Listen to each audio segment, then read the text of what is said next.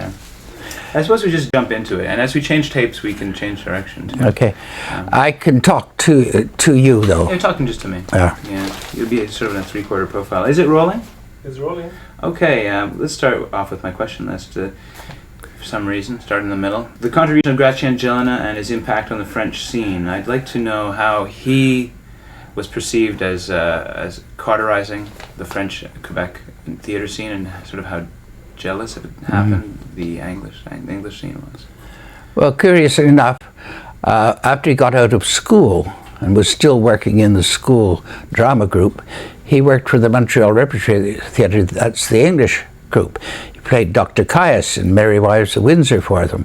And so he was not as seriously divided from the English as many of the other actors were in the Quebec theatre. But he was an immense popular favorite through his radio programs, and later took one of the skits, a review that he put out, and turned it into Ticoc. Ticoc, of course, was a great sensation, and was brought up to Toronto after a good long run in Montreal, and he was immediately adopted. He is an enchanting player.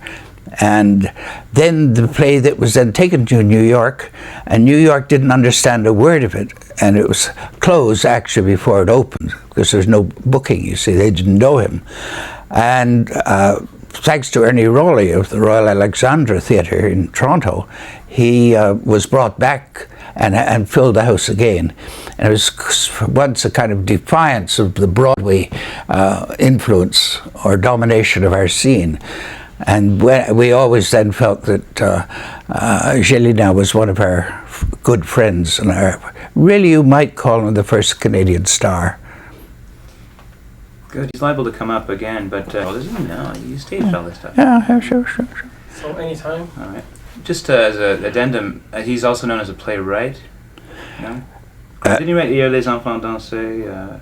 His annual review, Fridolino? Oh yes. When I say he was a favorite performer, he wrote most of his material all his life, and emerged finally as a great playwright. Yesterday the children were dancing.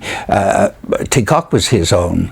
He had written the original sketch. He wrote his radio material. He wrote his play material, and of course he wrote it to suit his particular style. And he was so he really was a writer, actor, director. He also made his impact starting from, I guess, Henry V at Stratford. Yes. Can you tell a bit about that sensation? It was quite a sensation. It was a big gamble by Michael Langham. Well, Michael Langham could see a barn door by moonlight. He recognized that one of the major influences in Canada was Quebec. And he looked for a play where he could use up this wonderful French talent, French-speaking talent. And he picked on Henry V, and all the French court were played by the leading French actors, Jean Gascon, Charles Leroux, all the good ones. And this was when they made a speech at the end about coming together, the two nations, and the audience knew what it meant. And it meant something considerably to Canadians at that time. And then it was taken to Edinburgh, invited to Edinburgh Festival, and the English critics said, but why are the French court speaking with French accents? Well, people don't speak with foreign accents in their own court, but we knew better though, we knew why. And he was a delightful King of France. Great pathos. Can I ask? Sorry, John. Okay. Go ahead anytime. Also in Quebec, on the topic of francophones, Father Émile Legault and Les Campagnons. Can you actually say in your answer, Father Émile Legault and Les Campagnons, just tell me about them. Who were they? What were they did? What kind of impact did they make at Montreal and Quebec at the time? the Catholic Church picked up a movement from France, using the theatre to encourage Christian faith, Catholic faith, amongst the young people of France, and it was brought over, and one of the priests was selected to head it, and that was Père Legault, and Père Émile Legault, and he gathered together the bright pupils of his Collège de Saint-Laurent, and instead of preaching propaganda plays, pageants and that kind, as it had been in France, he concentrated on Molière and modern French playwrights too, and he was immensely successful as a teacher. He developed Les Compagnons de Saint-Laurent, which was led by Jean Gascon, Jean-Louis Roux, and all of the good people, and when they left Les Compagnons, they started the Théâtre Nouveau Monde, and of course Gascon then went on from the head of that top French company to head the top English company at the Stratford Festival. So Émile Legault, who made a great contribution. I used to meet him at festivals, drama festivals, when I'd be directing a play and he'd be directing a play, and he was a very genial and wise man of the theatre. The Théâtre Nouveau Monde then had a key role in the evolution of Quebec theatre, right? But this was before the Place des Arts. Exactly what did they bring new to Quebec, the Théâtre Nouveau Monde, under well, I think like the rest of Canada, with the Depression in the 30s, the touring conditions, that is bringing companies from England, from France, from United States, started to diminish. So the roads were cut down, and as we needed theatre, as any community, any country needs its own theatre, we started to build our theatre. Confined by the language, Quebec built its own professional theatre first, starting off with comedies and things like that, and then on came these bright youngsters from the Collège de Saint-Laurent, and they did Molière, in a way that had never been done before, a very broad, bright, strong Molière. And the English actors stayed with the Dominion Drama Festival and competed once a year there, and it took them some time to develop into the professionals that they are today. The name Pierre Dagenet and L'Équipe, what's that mean to you? Yes, one saw Pierre Dagenet's work, which was quite brilliant, in a French production of Midsummer Night's Dream done in Montreal, and it was stunning, and I was reviewing it for the Gazette at the time, and I was also connected with a group, the Shakespeare Society of Montreal, which is now determined to put on a full-scale series of productions, and we invited Pierre to come and do, because of his fresh approach, to do it was not Much Ado, it was King Lear, and he did it at Moy's Hall for the Shakespeare Society of Montreal, with Charles Rittenhouse producing, and he was quite brilliant. It was a stunning production. In return for that, he invited me to, because I designed it, he invited me to direct for L'Équipe, and he gave me a cast which included Denis Pelletier and himself, Yvette Blondemour, pretty high-ranking talent, and I think they all learned a lot more English, and I learned one word in French, which was bibliothèque. You raced right past, you did direct or produce, what is it? Directed, I suppose, Montreal Shakespeare Society under Charles Rittenhouse. Produced King Lear, right? Well, that was the third. Pierre's Lear was the third one. And first of all, we'd done Much Ado About Nothing and Romeo and Juliet. Was that the Lear with Colicos? No. No? The Plummer, Robert Goodyear? Plummer was in Romeo and Juliet in a small part. Colicos, I think, was not old enough to be in it, hadn't been advanced sufficiently, but I think he did see the productions. If we can backpedal just a tiny bit, you mentioned Eleanor Stewart. Yes. Could you use her name in the reply? She taught Colicos and Plummer. Yes. Just a moment ago, you were telling me about the Pierre Dagenet bringing over a certain style and disseminating his mastery. Is that the same case here, Eleanor Stewart? Did she impart something to Colicos and Plummer? Can you tell me what you think they got from her? Well, when I talk about the growing professional theatre, we have to remember that there were a great many professionals who came to Canada and helped move theatre towards professionalism. One of them was Roberta Beattie, that directed young John Colicos, and another was Eleanor Stewart, originally a Montrealer, but she'd gone out and become a star, a leading actress abroad. She came back and she turned out to be a superb director of speech, and all of the bright young people trained with her, including Colicos and Christopher Plummer. And that was a great strength of the Montreal Repertory Theatre, that it had its own school with people like that.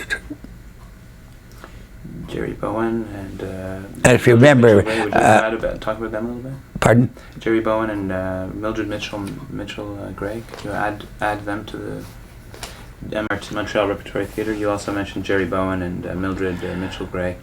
Who would later head the MRT. Oh, other people who were fitted into that character were Jerry Rowan, who had been an actor with George M. Cohan. And when I directed a production of Eugene O'Neill's All Wilderness, Jerry Rowan played the part that Cohan had played in the original on Broadway, and he was a wonderful actor of that school. And then Mildred Mitchell Ray came to the Montreal Repertory Theatre, which she headed at one time, via the stock companies, the stock theatres were all across the country, and she was at the Orpheum, which was the stock theatre company, and she was a great popular favourite, and then she married a Canadian and settled in Canada, played there, and that was an important connection. I have it here as the Montreal Festival. Was there such a thing? Could you talk about the Montreal Festival? Well, Montreal Festivals was largely a Quebec movement with stressing the French, but occasionally they would do plays in English. They were really all done on top of the mountain of Mount Royal, and in, I think, 1953, I was asked to redesign the King Lear that I'd done for the Shakespeare Society of Montreal to fit on top of Mount Royal with an 80-foot stage.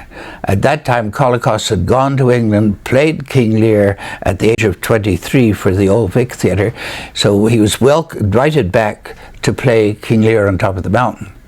And Pierre Dagenet was directed it, and Charles Rittenhouse produced it. So it was very exciting, to the combination of the two groups of talent. The Mountain Playhouse up there, do you remember what it was like? Could you sort of describe it in a nutshell? Well, Mountain Playhouse was a summer theatre on a mountain in the middle of a city, and it did a lot of bright comedies, summer theatre style. We had another summer theatre earlier out at Lachine, the Lakeshore Players, which was similar in style. This was a period of summer theatres right across North America, particularly Cape Cod and places like that. And so we decided we could have our own. The one at the Lakeshore was very successful. It was professional, though I think not enormously so. And it was stopped because of gas rationing came in and people couldn't come out from Montreal, just out to the suburbs at Lachine. The Open Air Society of Norma Springford, Rosanna Seaborn Todd. Can you tell me a bit about them and their project? Yes, Rosanna Seaborn Todd was really the instigator of that. And this was quite separate from the Montreal Festival. And she did a series of Shakespeare productions, one a year, beside the lake, Beaver Lake on Mount Royal. And she was very determined and very strong, and she played leading roles as well. And I think they did As You Like It, and then they did a real coup. They decided to do Cymbeline in modern dress and bring in Theodore Komisarjevsky to direct it. And of course this is all absolutely revolutionary in North America, because Shakespeare in modern dress was hardly known, and to bring over the great Russian director from Moscow was a big coup. And though he had directed for opera before, and those productions were very successful. I understand Komisarjevsky denounced naturalism, which, let's just assume I don't know what that means. And you said that Komisarjevsky's portrayal put Montreal on the map, at least for a while, pre-Stratford, in terms of Shakespearean cutting-edge production. Can you just elaborate a little on that? Yeah. Well, Comis, as we all called him, he was opposed to the Moscow Art Theatre, which was Stanislavski's very naturalistic style of playing, which tried to make it very much like life. And as the stage can never be exactly like life, it's all shaped for public. Komisarjevsky despised this effort and had his actors perform in stronger, bolder, more theatrical ways. Yeah, that was the difference. And it would contrast with the Stratford approach of later, would you say? Well, Stratford, by its very shape of theatre, is a rhetorical theatre. Though they may attempt occasionally to be naturalistic, they really have to consider they're playing to a large audience surrounding them, and they speak out. When I say rhetorical theatre, I don't mean necessarily a theatre of fake elocution or anything like that, but of being able to communicate great verse to large crowds of people. The name Leo Chicharry, you please tell me who that is? Leo Chicharry was one of the bright young men of the Montreal Repertory Theatre. He had the advantage of being very good looking. I think he'd worked as a dancer too, and he was quite ambitious, and he went through the Montreal Repertory Theatre. He went finally to Stratford, and in the first year at Stratford, he and Timothy Findlay impressed Alec Guinness so much that he thought, as a gesture, he would like to give them a few terms at Lambda, I think it was, the English London Theatre School. So the two of them were given scholarships, and that was, I think, no, I'm not sure that Chicharry was one of those two, but he went over to England and he did play quite important roles, and he played on Broadway, and he came back always to Stratford. He was teaching, and when he died in an automobile accident, he was taking his priest to catch a plane when his car crashed, and we lost a very good actor. Adelaide Smith. Oh, Adelaide Smith, whom we all called Laddie, was very much part of the Montreal theatre scene, and her mother was a director too, and Evelyn Smith, and Adelaide Smith played St. Joan, and then she was in our Montreal Shakespeare Society Montreal productions, and then but many of these actors I'm talking about at this period had other jobs because the pay was not great, and so they. She worked in advertising, and that took her over to London, and she's lived there ever since. I don't think she does any theatre there now. Another director from Montreal scene, Don Haldane, does he stick out in your mind? Don Haldane, yes. Don Haldane was an American who came up to work in that field. He directed a production of The Green Pastures for the Negro Theatre Guild and asked me to do the designs for it. And it was done first at Victoria Hall, and later was felt to be so successful it was taken to His Majesty's Theatre, which meant that the black community of Montreal were given some status which they didn't have otherwise, and which made them important in their scene. And he worked on that, and he also worked at the Lakeshore Summer Theatre.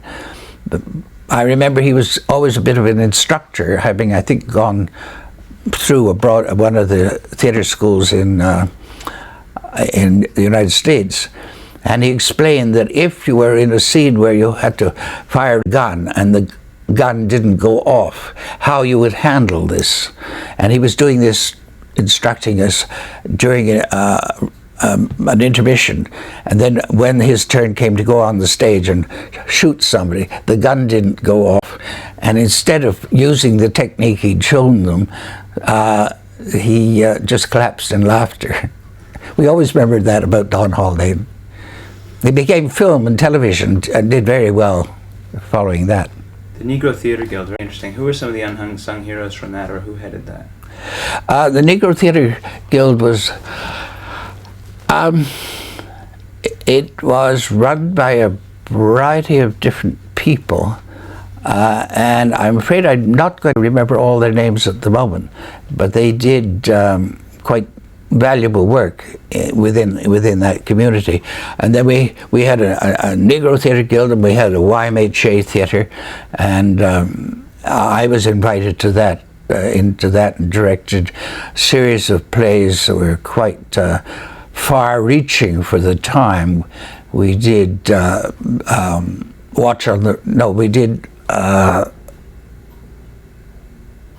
Should Be No Night. We did Cherry Orchard, and we did the great Jewish classic, The Dybbuk. And so that was all. These were groups that were playing, and there was the Trinity Players in Montreal, which was the oldest of the theatre groups, and they played plays by Priestley and others. Did when you were writing for the Gazette, did they just cover a certain beat, a mainstream theatre beat, or did they also try the Negro Theatre Guild, the YMHA? Well, I have to explain that very rarely does a newspaper have a policy about theatre.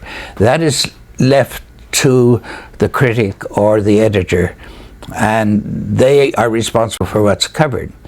When I went to the Gazette, and there was only 2 people in the music and drama department, and my old friend Tom Archer was the music critic, and I gradually took on all the other jobs, and so my point was to promote Canadian theatre, promote local theatre. So I took more and more space and demanded it, and to fill that space I would cover everything so that I maintained the space within the paper. It's a practice I also succeeded with when I went to the Globe and Mail. So often, it's if you have somebody pushy in that department, they say, oh, this must be covered, this must be covered. And one time, for a church group, I directed Chekhov's The Seagull, which fascinated me, and I felt they should do it. And so I picked it, and I directed it, and I designed it.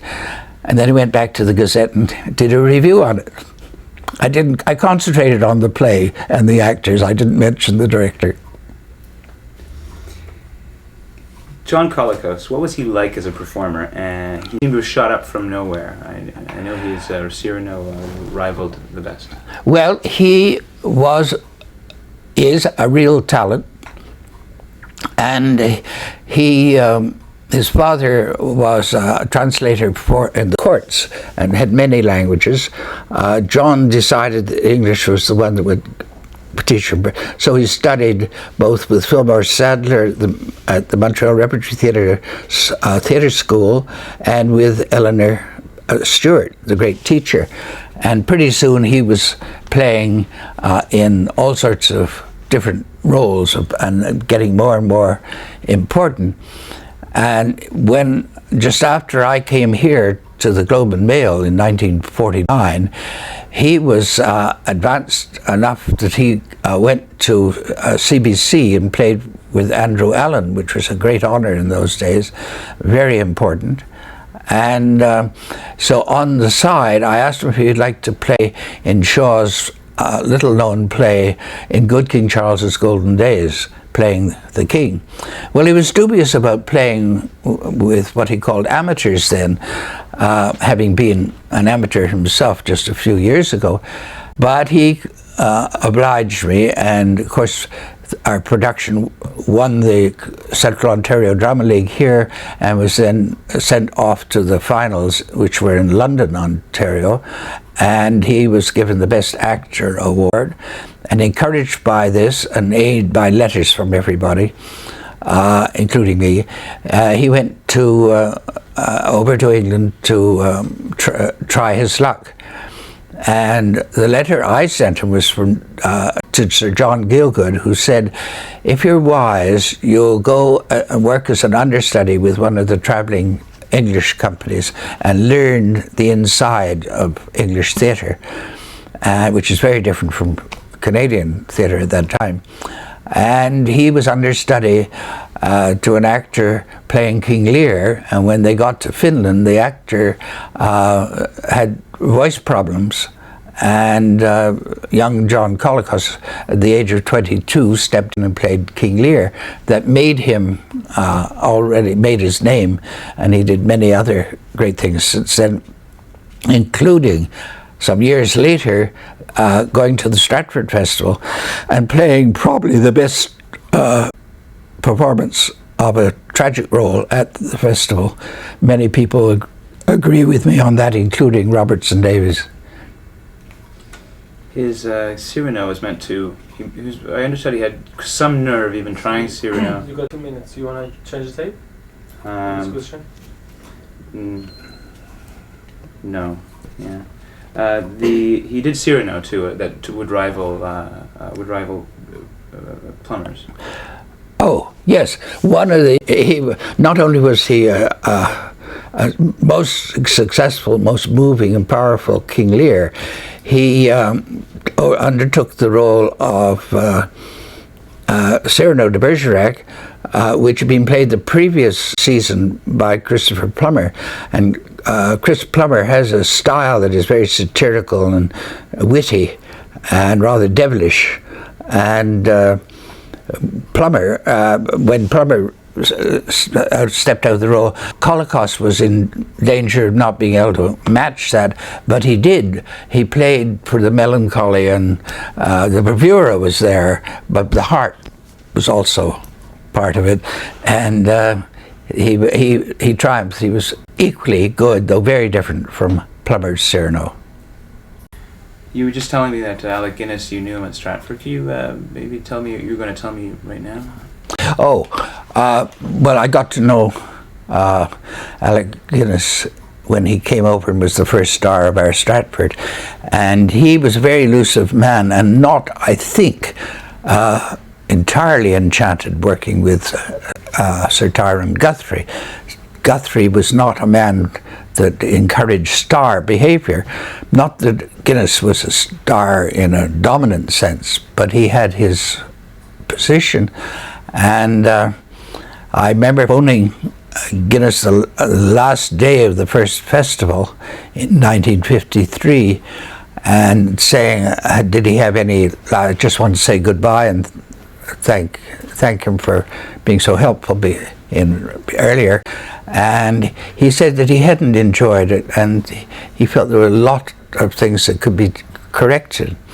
So I kept up the connection when I went to England on holidays, which I did almost every year then. And I would interview him, and there is a famous mock interview of him by Peter Sellers. It's recorded, and it's very, very funny, and it is also very, very accurate. One would ask Sir Alec a question, and there'd be no answer, and you say, oh, I've asked the wrong question. You come up with something else, and as you were bringing up the second question, underneath you the voice came answering the first question, and he was looking away, and it was he is the most elusive of actors. He's also one of the great actors, but it's not a 19th century style of acting, it's a 20th century style of being, but without pushing, and he could create marvelous. His portrayals on film are really some of the best that this century has ever produced, and always he is elusive as a person, and that makes him, he can perform other roles without intruding upon them. He was known as a top-flight film star already. I mean, Yes, he was. That's why Tony Guthrie picked him as the first guest, because he had an audience already, world audience, through the films. We'll be getting back to Stratford in a second, but I'm going to backpedal just a slight bit and talk about the maritime scene a little bit. Jump ahead, actually, to Newfoundland. You were telling me about the foreigners, the London Theatre Company in Newfoundland. Yes. You answered using the name of the London Theatre in your answer. It's the London Stage Company, London Theatre Company, opened up with some local sponsorship in St. John, Newfoundland. Earlier there had been a theatre at the Alexandria, I think named after the theatre company, but this one was new and was headed by Leslie Yeo, who's still resident here nearby, and he brought over with them a number of people like Joe Shaw and Gilly Fennick, and people of considerable value, like Barbara Bryn, who is still playing at our Stratford. Those people scattered and stayed in Canada and were major contributors. Shaw, Leslie Yeo himself has played both at Stratford and has directed at Shaw.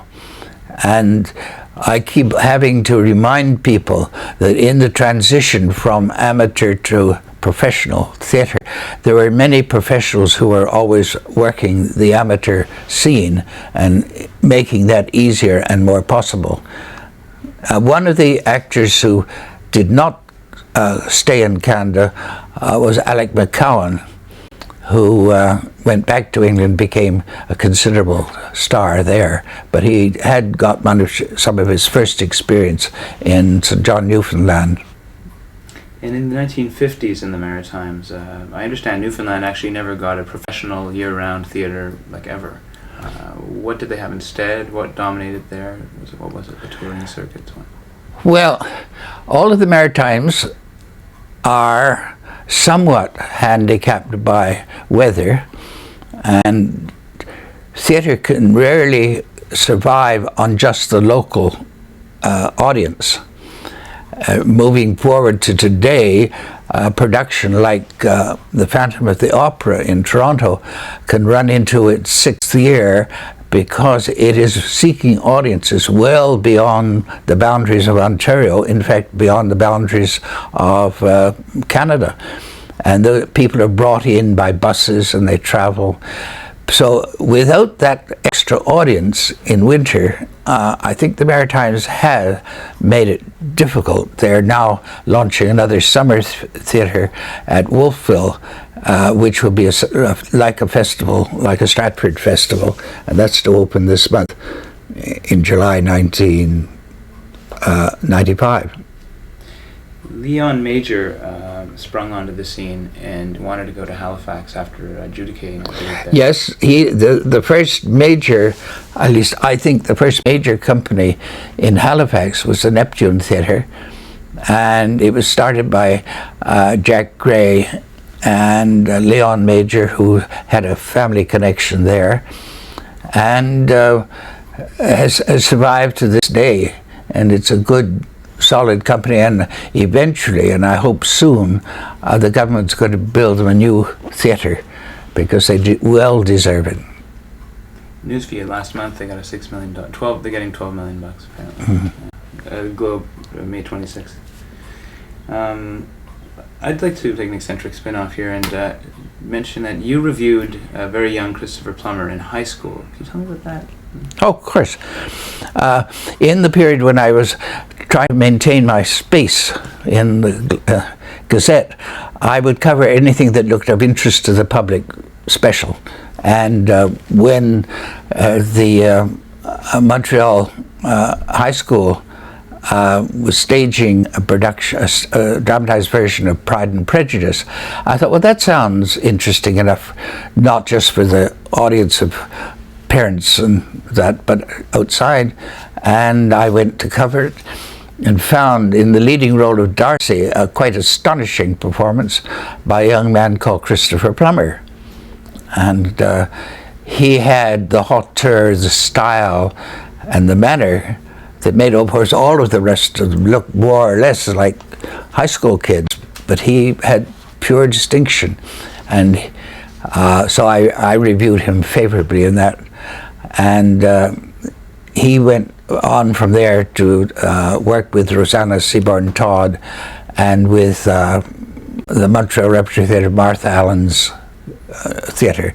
And that took him eventually to touring with Edward Everett Horton, which got him to New York under good auspices, and he has become a leading player there ever since.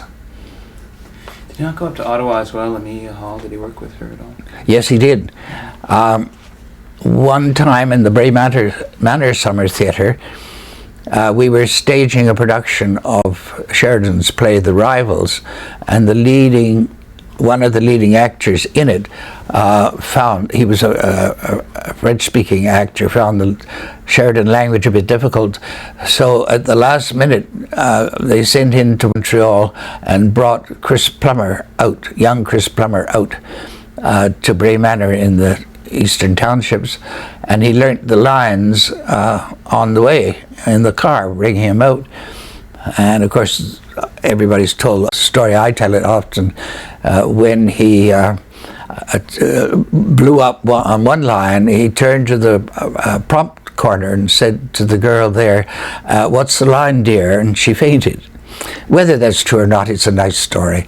And from there, the director of that was Malcolm Morley, another of the British people who contributed, and he took Chris Plummer back to Ottawa, and that was the beginning, virtually, to the Canadian Stage Company and Canadian Theatre, Repertory Theatre, CRT, which Amelia Hall worked on. Amelia Hall also worked down at the Bray Manor Summer Theatre, as did Collicot's. So that started him on the way, and yes. I'll return to Amelia Hall in a moment. Amelia Hall didn't particularly like his lack of professionalism in the self-control area with the ladies, as a ladies' man. Was this true? Did it hold him back at all with his progress with some of the more professional theatre heads in Canada, his Dionysian slant? Yes. Well, Chris was a lively lad, and Montreal was a lively town. Montreal in the 40s was filled with trainees from abroad, RAF, and they made up quite a community within the Montreal community, and all the nightclubs were stayed up open late at night, and as a young reporter for the Globe and Mail, I tried to keep up that pace, but I barely lasted beyond 3 o'clock in the morning. When the others would go off to a speakeasy, I'd go home. And Chris felt much at home in that, and it was quite a lively scene. I believe he's working on a book about it. Without giving away too many of his details, did that cause any friction with the likes of Amelia Hall? It was said he was passed over for the first season because of his reputation. Is that true? Well, Chris was a young hellion at the time, and he was untidy. And his first director, Malcolm Morley, having taken him away out of Bray Manor, complained to me how untidy, and he was late for rehearsals, and he thought he drank, and he went on. I said, well, look, the boy's 19. You can train him.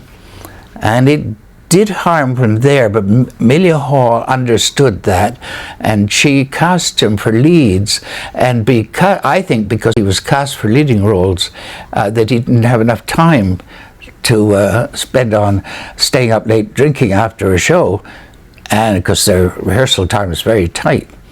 And so he, I think, somewhat gradually reformed. That would have been at Bray Manor, Amelia Hall at Bray Manor, exactly? Well, no, that would be at the CRT in Ottawa.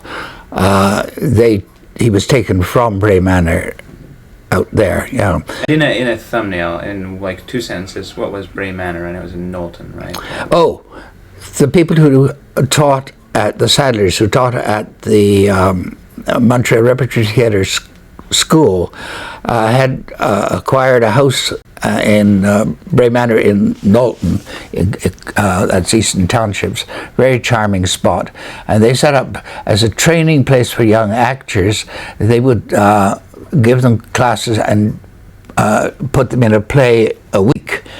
And they invited other people to come and direct them, and I used to go there every year, my summer holidays, and direct these kids, and they were very bright kids. Silvio Naranzano, Amelia Hall came along, Chris Plummer, John Colicos, and they were an amazing lot.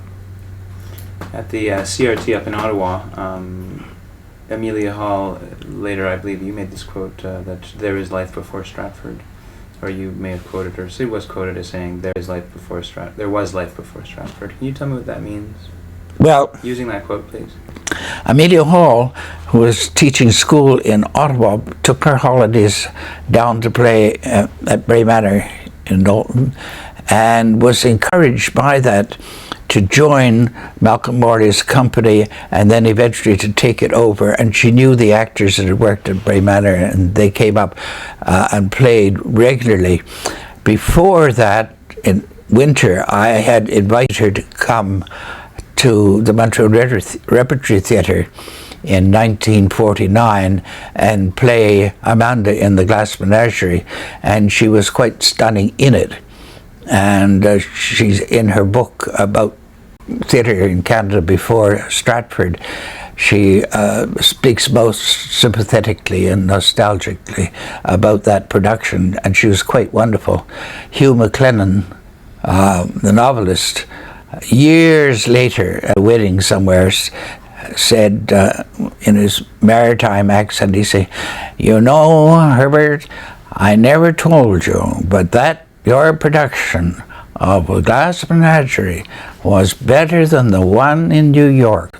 This was about 25 years later that he told me this. It was nice to hear, though. William Hutt was up in Ottawa, Donald Davis, Ted Follows, Mr. Easton. Ted Follows, David Gardner, Max Helpman, a great contingent. It was one of the great training schools, just as Les Compagnons de Céloron was a training school in Quebec. This one matched in that theatre. And the other, of course, training place was in Toronto, was the Hart House under Robert Gill. Speaking of Maritimers and Robert Gill, Gill staged... Gill used Donald Sutherland in The Tempest. Did you see that? Yes, I did. Could you tell me about that, please? Well, I think he had used him in a comedy role earlier, And Donald had got interested in theatre. I think he did a little summer theatre work. And I used him in a production for Victoria College just before The Tempest, in which it was Urdu's Electra, and he was playing Orestes, and he was very tall, very gangly, and had a kind of maritime twang, but he was obviously an actor of some skill. And then the next production at Hart House itself was the production of The Tempest, in which Guild chose him for one of the comic roles. And he tells the story everywhere that he said, if Herbert Whittaker in the Globe and Mail catches on to what I'm trying to do, I'll go and study and be a... And obviously it was quite easy to spot that he was a good actor, so I said something nice about him, and that gave him the excuse to go to England and study. And that was the beginning of his stage career, which was quite brief because he went into films shortly after. In fact, when I went to England at one time, he was making his first, what they call spaghetti western. These are western films made in Italy, and he was on his way then. The Jupiter Theatre. So you've got 2 minutes. 2 minutes? Yeah. Okay. Anything else about him then? Something, a short question. 3, 2. Robert Gill and Hart House. Yes. A little more about that. Robert. Do I have it right? Robert Gill? You tell me when? Yes, now please. Go ahead. Robert Gill came up from the States and revived the theatre at Hart House, which had before housed a kind of semi-professional company with Jane Mallet and other good actors. And only this time after the war, it was decided to use the students of the University of Toronto under Gill's direction. And it turned out, as it was one of the largest universities on the continent, that there were amongst its students some very good acting, theatrical talent. His first production was Shaw's St. Joan with Charmian King in it, the Davis family, and came out of there. And then he did, for a number of years, did a series of 5 productions a year. And every talent in all the various colleges of the University of Toronto auditioned for him, and worked extremely well. And he taught a very professional kind of theatre. It was strong and suited them when they left, if they wanted to go into professional theatre.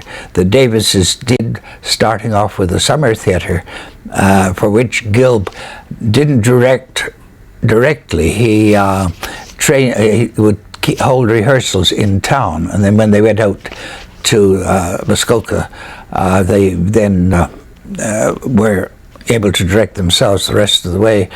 And those people started because they played a play a week, and they became very expert and very professional.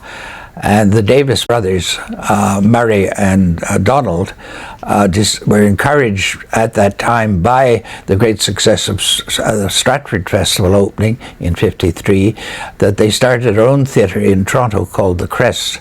And these were nearly all people that had come out of Bob Gill's Hart House productions.